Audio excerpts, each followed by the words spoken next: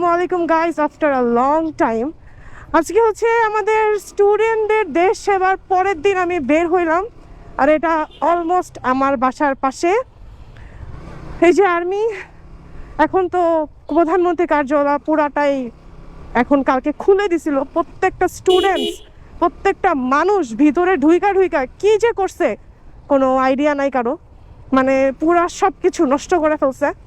But এই জিনিসটা আমার পার্সোনালি পছন্দ হয় নাই ভাই, কারণ প্রধানমন্ত্রী কার্যালয় তো শেখ হাসিনার ছিল না, বা গণভবন তো শেখ হাসিনার ছিল না, তাই না? তাই কেন এটা নষ্ট করলো? নেক্সট যেই হচ্ছে সরকার আসবে, সেই সরকারের তো হচ্ছে এই প্রতিষ্ঠান বা কার্যালয়, তো এটা নষ্ট করাটা আসলে নর্মাল এর উচিত হয় নাই।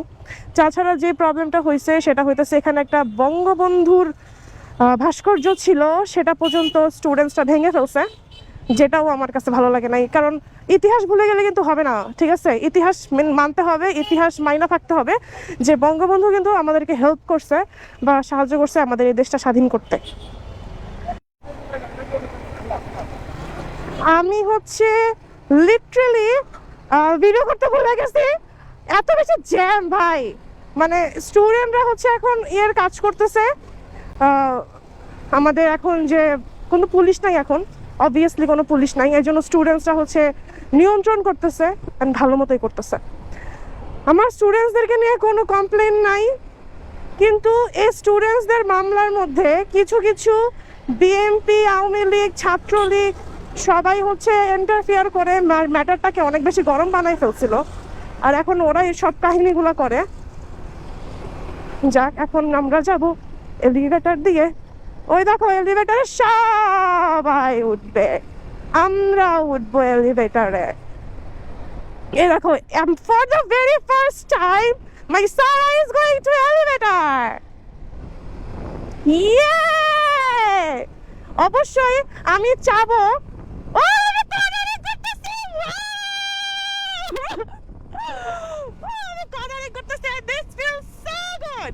ফারাবি আমাকে একবার বলছিল কর্নারিং এর ফিল যেদিন পাবি সেদিন বুঝবি। আজকে আমি কর্নারিং করেছি, এবার আমাদেরকে ছাড়বে, অবশ্যই ছাড়তে হবে। Let's move.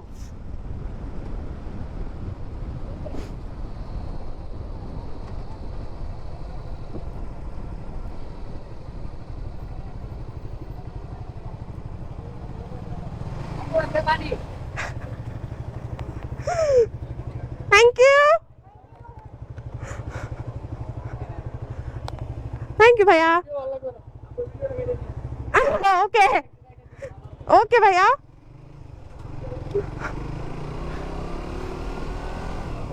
Wow, elevator. It was my dream. Let's go. Cornering করতে যে মজা।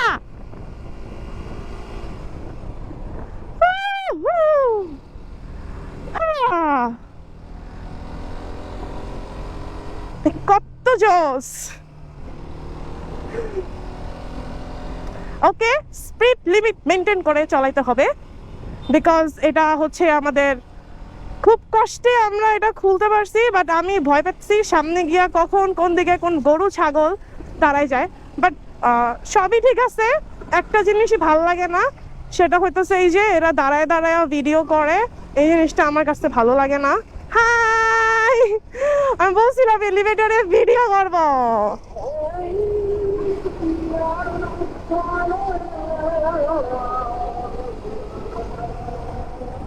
যাদের হেল্প করতেছি।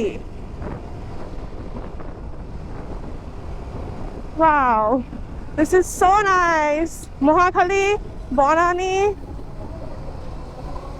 মাদার চোদরা করলো কি, মানে কোনো কিছু একটা পাইলে এদিক দিয়ে রং ওদের মারতেই হবে। ভাই তুই চালাইতে পারতেছো, সেটাই তোর ভাগ্য ভালো। হাই, এলিভেটরে উঠে ভিডিও করতে পারবো বা এলিভেটরে বাইক উঠতে পারবে, আশা করি নাই, বাট হয়ে গেছে। মাঝখান দিয়ে গেল রাত জায়গা থাকতে। ভাই নোটিস করে চালাইতে হবে। আমার হাত ছাড়া ছিল ভাই, আমার হাত ছাড়া ছিল, করলো কি? যাক,